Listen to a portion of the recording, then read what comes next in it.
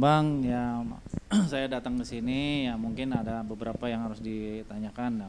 Nah, pertama mungkin saya menanya kabar Pak Bambang sendiri. Nah, boleh tanya dong sehari-harinya apa nih? Ya, alhamdulillah dalam 10 hari terakhir ini saya bersama teman-teman yang lain eh, full mendampingi Kang Adli Fairuz, calon wakil bupati, berpasangan dengan Teyesi sebagai calon bupati, keliling menyapa warga masyarakat Karawang dari pagi sampai malam, tetapi tetap mengindahkan protokol kesehatan. Jadi aktivitasnya sekarang sibuk dengan ini ya? Ya, lumayan tersita untuk ini. Hal-hal yang lain sementara kita kurangi, kegiatan pekerjaan, usaha dan yang lain semuanya kita kurangi. Bahkan sebagian di hold, kita menemani Kang Adli karena beliau ya perlu kita temenin untuk silaturahim, bertemu dan menyapa warga masyarakat Karawang. Pak Bambang, ini ada yang menarik nih. Ya. Tahun dulu Pak Bambang itu mendukung salah satu yaitu Selika ya, Selika Kang Jimmy. Nah, kenapa sekarang bisa beralih ke pasangan Yesi Adli ya? Nah, mungkin ini saya mau apa sih yang bisa tertariknya Kang Adli? Mungkin dijelaskan itu dulu. Sebetulnya pilkada tahun ini saya sudah berniat ya untuk tidak terlibat maksimal, tetapi seperlunya sesuai dengan kewajiban kita sebagai pimpinan partai politik. Tetapi ketika partai memutuskan untuk mengusung pasangan Yesi Adli, maka saya sebagai infrastruktur partai di tingkat kabupaten, sebagai mandataris partai di tingkat Kabupaten Karawang, melaksanakan perintah DPP. Jadi yang memutuskan berkoalisi dengan siapa adalah Dewan Pimpinan Pusat Partai Amanat Nasional di Jakarta. Nah, kami berkewajiban melaksanakan itu. Kemudian saya beberapa kali diskusi dengan Kang Adli. Saya jujur awalnya ada sedikit keraguan. Apakah betul anak muda ini serius atau sekedar karena beliau memiliki popularitas kemudian ikut meramaikan pilkada di Karawang. Setelah beliau datang ke rumah saya beberapa kali, saya diundang ke kediaman beliau di Jakarta, kemudian saya memutuskan ini anak memang oke. Nah, alasan oke itu tentu kemudian saya sampaikan beberapa hal persoalan kepada beliau. Saya bilang begini sama beliau, Kang Adli, di Karawang itu tidak mudah loh menjadi bupati di Karawang, ya. Sangat berat. Ada banyak problem yang harus disolving, harus dicari solusi. Jadi Anda harus hadir sebagai bagian dari solusi. Jangan Anda hadir ke Karawang, justru malah bikin masalah baru. Dan beliau jelaskan kepada kami yang membuat saya kemudian hakul yakin mendukung beliau. Pertama, saya bilang kepada beliau bahwa problem utama masyarakat secara umum itu selalu setiap kita diskusi dengan sekelompok orang dan sejumlah orang adalah pengangguran, gap pengangguran. Saya setuju bahwa lulusan sekolah setiap tahun sebagai angkatan kerja pertama lulusan SMA mungkin 50 atau 50 something yang bisa bekerja di industri. Nah, kita bayangkan, saya bilang kepada beliau gitu, coba Anda bayangkan, belum lagi yang SD, SMP nggak lulus, kemudian 2-3 tahun kemudian dia juga menjadi angkatan kerja baru. Belum tentu mereka dapat pekerjaan. Dilanjutkan lagi dengan diakumulasi terus menerus, maka jumlahnya menjadi sangat besar. Nah, kemudian beliau sampaikan pada saya, Om Bambang, justru itulah saya ingin hadir menjadi bagian dari solusi. Kalau, ini kata Om Adli nih, kalau seluruh orang berpikir bahwa lulus sekolah SMA harus kerja di pabrik, maka setiap tahun akan terakumulasi pengangguran semakin besar. Betul itu. Tetapi hari ini eranya anak muda. Kita banyak pengusaha-pengusaha muda yang luar biasa. Jadi beliau concern untuk menciptakan lapangan kerja baru melalui lahirnya entrepreneur baru, anak-anak muda yang lahir sebagai entrepreneur, ciptakan UMKM baru, disupport dengan cara pemerintah yang nanti kelak beliau akan pimpin insya Allah, maka itu akan menciptakan lapangan kerja yang banyak. Jadi sebagian ke industri, sebagian kerja di sektor-sektor swasta non-industri, di entrepreneur dan tentu. Kemudian saya tanya lagi pada beliau, orang kalau sudah entrepreneur ada UMKM tumbuh, di mana UMKM itu ada disalurkan? Di samping dengan era digital yang sekarang, beliau bilang pada saya, Om, di Kerawang itu potensi pariwisatanya besar. Besar banget, laut punya, gunung punya, sejarah punya, religi punya. Bahkan potensi wisata modern yang diciptakan memungkinkan. Saya suatu saat ingin bikin, kalau Paris punya Menara Eiffel, maka Kerawang nanti punya Menara Padi. Wah, asik juga itu. Saya semakin tertarik diskusi dengan beliau. Kemudian panjang lebar beliau sampaikan, produk UMKM adalah bagian integral dari tumbuhnya pariwisata itu, sehingga ekonomi akan tumbuh. Oleh karena itu, concern beliau salah satunya adalah bagaimana gap pengangguran itu akan dikurangi secara sistemik, masif melalui penciptaan lapangan kerja baru. Jadi, saya bilang sama beliau, sama Kang Adli, berarti Anda yakin atau pesimis dengan gap tenaga kerja yang semakin besar? Oh, optimis, Om. Kalau pesimis ngapain saya ikut maju di pilkada? Pemimpin itu harus optimis. Kalau belum apa-apa kita sudah takut, oh nanti gimana ya, ini lulusan SMA sekian, yang kerja sekian, selamanya akan bisa solusi. Nadiem Makarim itu siapa? Yang sekarang Menteri Pendidikan. Saya pikir itu anak muda yang luar biasa juga. Ketika dia memulai usaha startup yang lain, dan sekarang dituju oleh begitu banyak anak muda. Dan di Kerawang saya pikir juga potensi itu. Nah, Adli selama ini backgroundnya juga di UMKM, entrepreneur, dia kemarin lama di Backcraft sebagai direktur marketingnya Backcraft. Saya pikir cukup punya pengalaman untuk itu. Jadi beberapa poin itulah yang membuat saya semakin yakin mengukuhkan dukungan saya kepada Adli, bukan sekedar melaksanakan perintah partai, tetapi memang ini anak dengan Teh Yesi, anak muda juga, backgroundnya dokter, ini memang punya opportunity yang sangat besar untuk membangun, menjadi bagian dari alternatif untuk membangun Kerawang. Sangat-sangat besar potensinya. Jadi ini sekaligus saya ingin memastikan pada diri saya sendiri bahwa kalau ada sebagian orang, ada seseorang atau sekelompok orang yang meragukan bahwa siapapun tidak mudah untuk mengurangi pengangguran di Kerawang. Memang tidak mudah. Siapa yang bilang mudah? Tetapi bukan berarti tidak mungkin. Nah, saya yakin ini anak, ini calon ini, sahabat-sahabat saya, junior-junior saya yang muda-muda ini, saya yakin dia punya kemampuan untuk itu.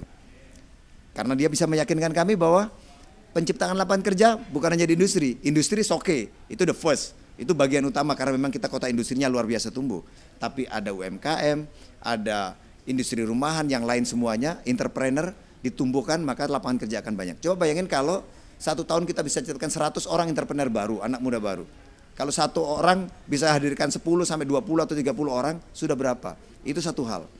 Belum lagi beliau mencoba meyakinkan kepada saya betapa kita bisa tingkatkan nilai atau value dari produk pertanian, perikanan dan sejenisnya.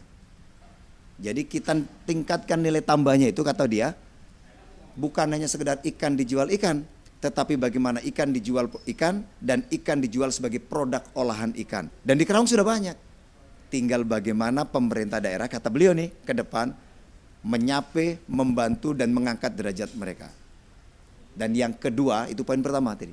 Yang kedua yang bikin saya agak terenyuh dan semakin bulat itu adalah beliau berpikir begini, Om, di Kerawang itu banyak kesenian daerah, banyak budaya-budaya yang bisa diekspos.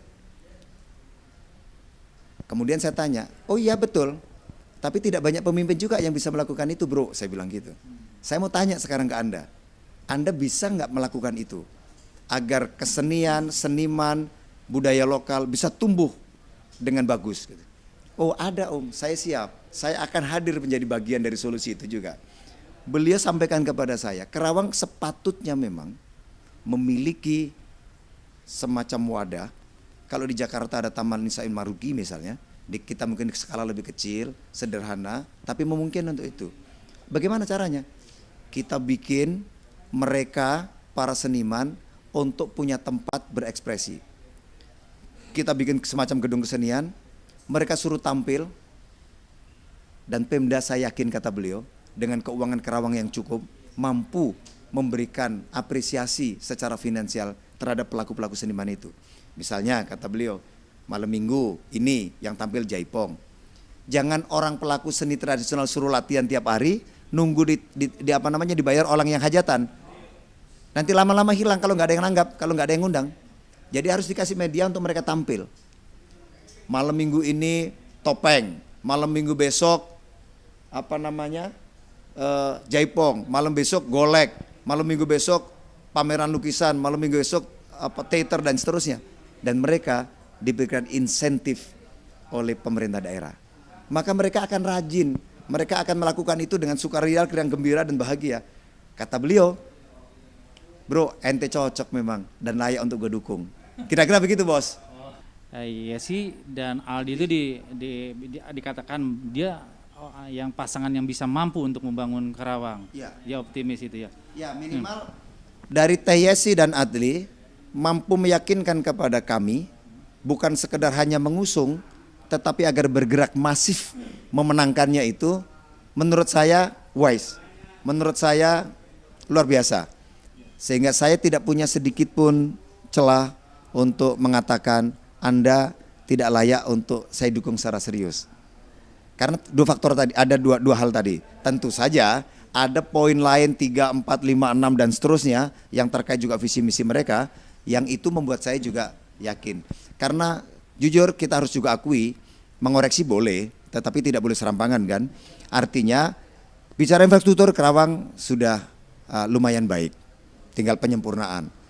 Yang di dalam persepsi mereka anak muda dua orang ini, Yesi dan Adli, dua hal tadi itu sangat signifikan. Dan memang mungkin dikaji oleh beliau dalam 5 tahun terakhir, mungkin lebih dari 5 tahun terakhir, tidak cukup ada perkembangan yang signifikan. Belum lagi menata wajah kota dan yang lain-lain. Beliau berdua meyakinkan kami dengan tadi hal, saya bilang ini gak mudah jadi Bupati Karawang. Ini loh problem, ada gap pengangguran yang luar biasa. Kemudian bagaimana Anda punya solusi dan seterusnya. Dan dia bisa meyakinkan saya luar biasa. Menjadi koalisinya Teselika. Nah, kenapa sekarang beralih ke sini?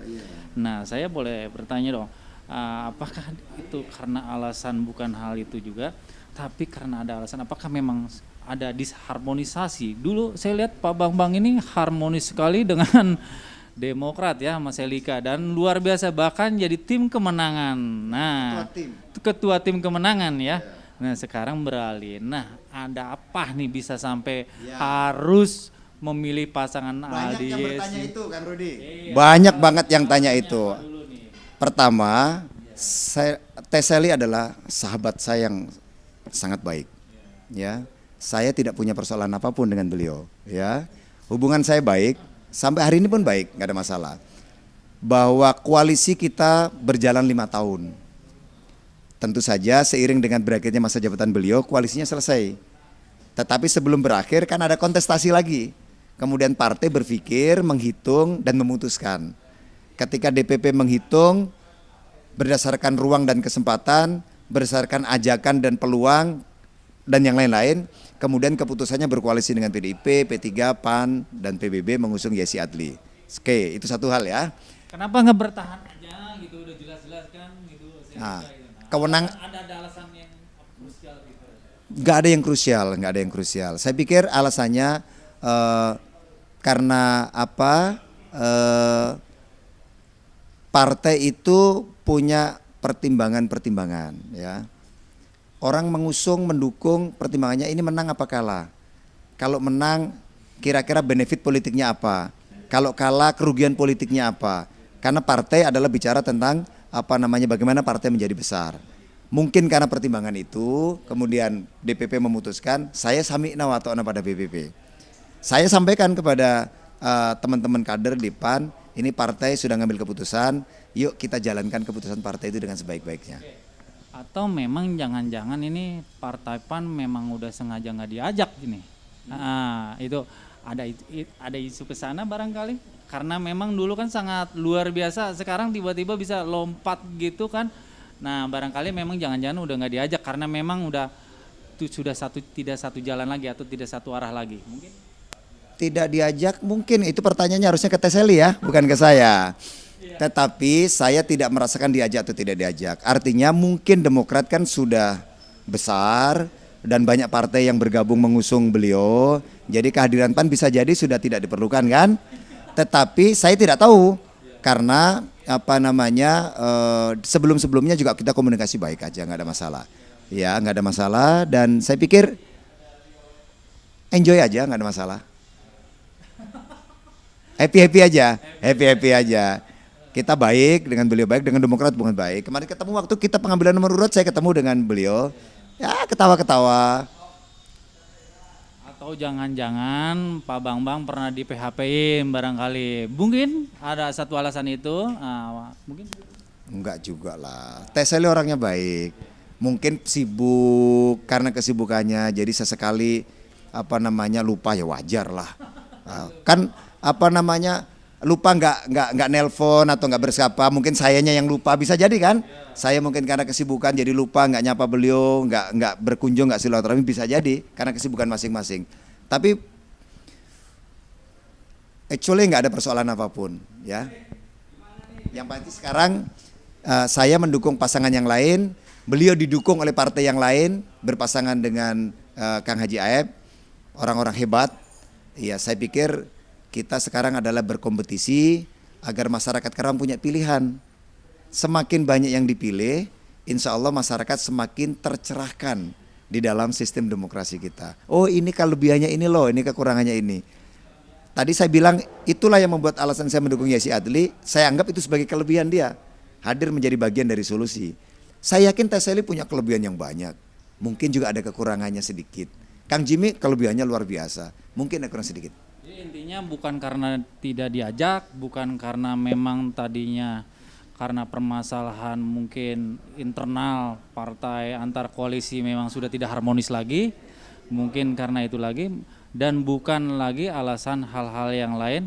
Jadi memang karena alasan sehingga bisa terjadi alasan yang krusial itu terjadi sehingga karena tidak ada jalan PAN sehingga mendukung pasangan Yesi dengan Adli. Bukan. Jadi PAN memutuskan mendukung Yesi Adli itu SK keluar itu sebelum menurut seingat saya koreksi kalau salah, sebelum Teseli dipastikan partai-partai mana yang keluar SK-nya. Jadi bukan ditinggalkan, saya udah mengambil keputusan duluan. SK PAN itu keluar mendukung Yesi Adli itu menurut saya, seingat saya ini lebih dulu dibandingkan pasangan yang lain, seingat saya, koreksikan nanti kalau salah. Jadi bukan ditinggalkan, saya pikir memang kami sudah melaksanakan perintah partai seperti itu. Ya. Optimis, artinya optimis. Nah kemampuan itu sejauh ini kan mereka ini anggap ini latar belakangnya hanya baru sebatas ini. Nah tentunya ini persaingannya luar biasa. Ya, nah ini bagaimana supaya optimis ini bisa bisa dijelaskan? Betul. Pasangan Yesi Adli itu dianggap sebagai pasangan kuat. Yang dihadapi adalah incumbent, bupati dan wakil bupati. Sudah 5 tahun bekerja, 5 tahun bisa dinilai hasilnya, dan sudah membangun jaringan mungkin 5 tahun, setidak-tidaknya 5 tahun. Yesi baru muncul, Adli apalagi baru muncul juga. Jadi ini tantangan luar biasa. Tetapi saya sungguh sangat optimis karena 2 minggu terakhir ketika mulai masif turun ke masyarakat, banyak yang menginformasikan betapa sudah menjadi trending di mana-mana.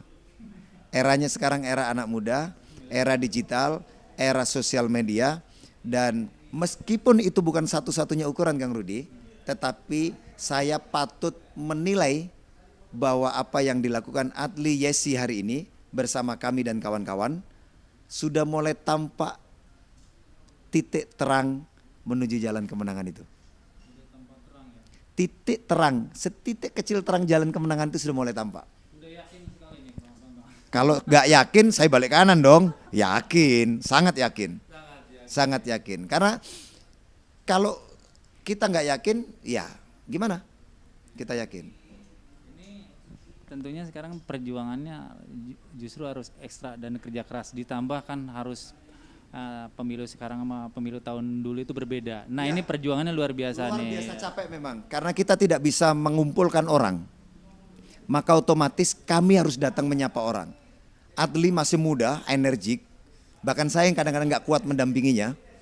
Kita datang, yang kita lakukan sekarang adalah datang ke seseorang, mobil parkir minimal jarak 100 meter, kita jalan kaki, bahkan kadang-kadang 300 sampai 500 meter kita parkir mobil, kemudian kita jalan kaki.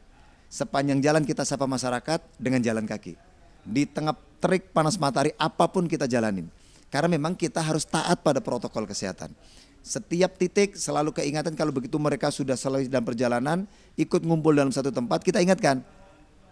Tetap perhatikan protokol kesehatan, gunakan masker dan yang lain-lain, jaga jarak.